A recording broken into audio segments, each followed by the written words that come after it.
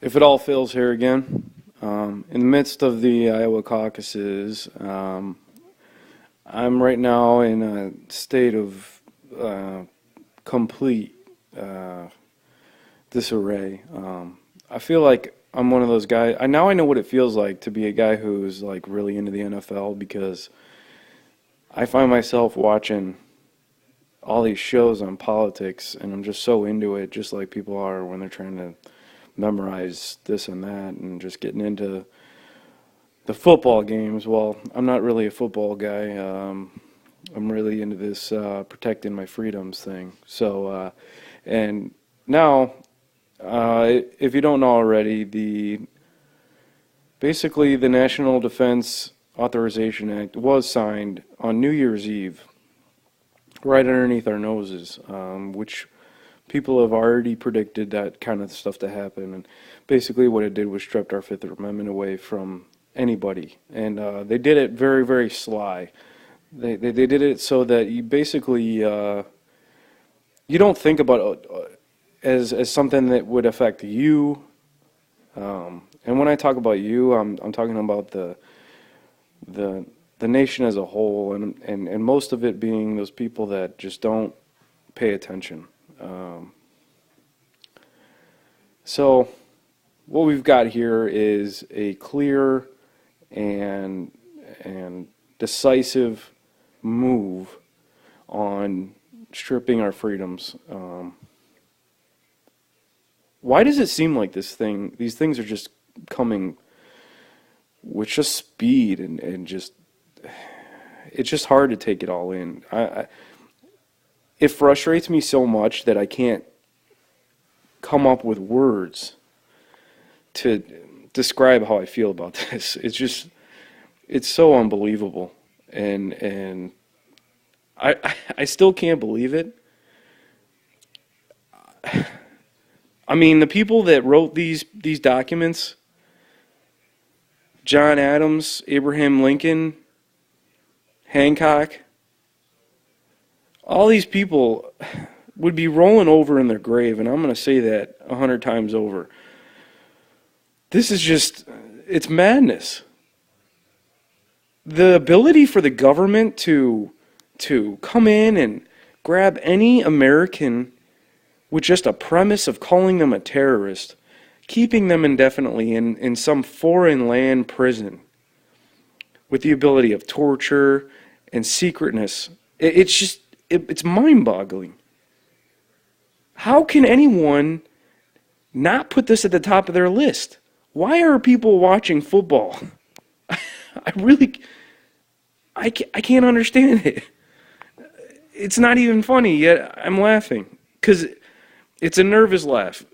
I don't know how to say it.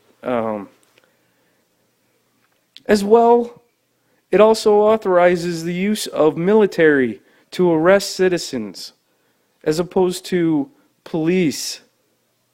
Okay? And don't think that it's not going to be far from them using contractors to grab up slews of people and just call them terrorists.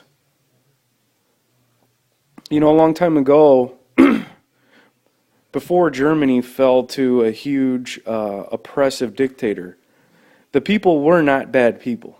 The people were just lazy, and they weren't paying attention. And then they became scared and afraid of the government, in which was supposed to keep them safe.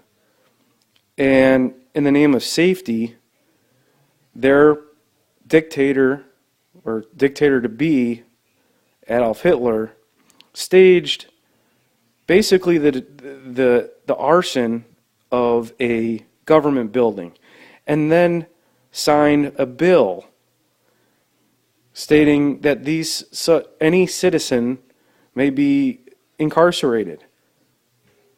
And what they do, they went throughout the city and grabbed up whoever they chose, and it didn't have any rhyme or reason. If you were against Adolf Hitler, people were so afraid they would enforce this. Regular citizens who were enlisted in the military had to follow orders. Can you relate that to today? Do you think that it's so far off that something like that could never happen? Because a bill like this that was signed, the NDAA, gives the president the same powers that Adolf Hitler had when he rose to power.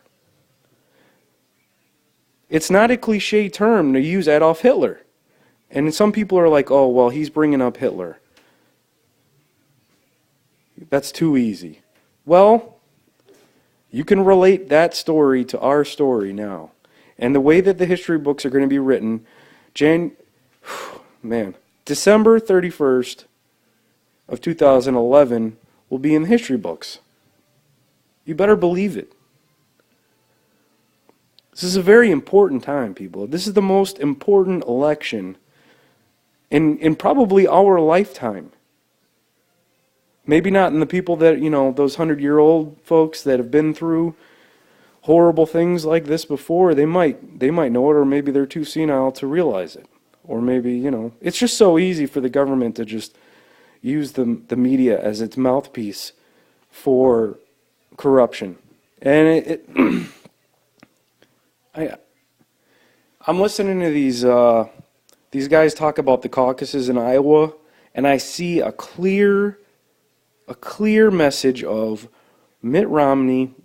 Why do they want him so bad? Why do they say that he's the only guy? He ran in 2008 and only got 25% of the vote and fell out.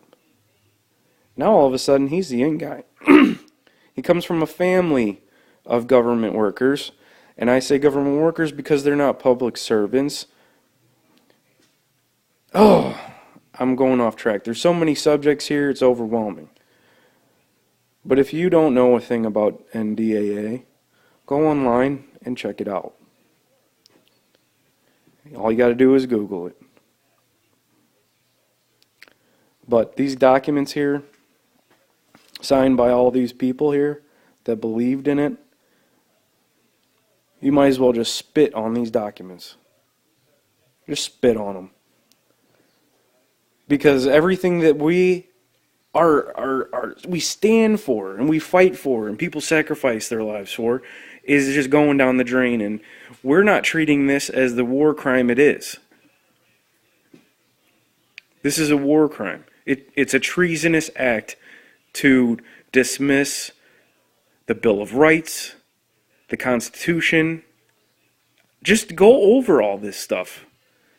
Now, this is just a reproduction paper. It's not very legible. But if you're not educated on this, you better. And I'm talking to everyone I'm related to, anyone I'm on a talking basis with. I'm trying to at least tell them how important this time is, because if you don't, we're all just going to be sitting ducks. And one day, you're going to have a bunch of four-wheelers rolling down the street, whether it be government or contractor, rolling through your town, and someone's going to get snatched up, and no one's going to have an explanation why, because it's going to be secret. And is that person a terrorist? Who knows? Take this seriously. This is just being a vet of a foreign war where I've seen, I don't know, guys. Just keep up your good work and your preps, and pray hard, prep hard, because you're really going to need to. And take care. Love you guys.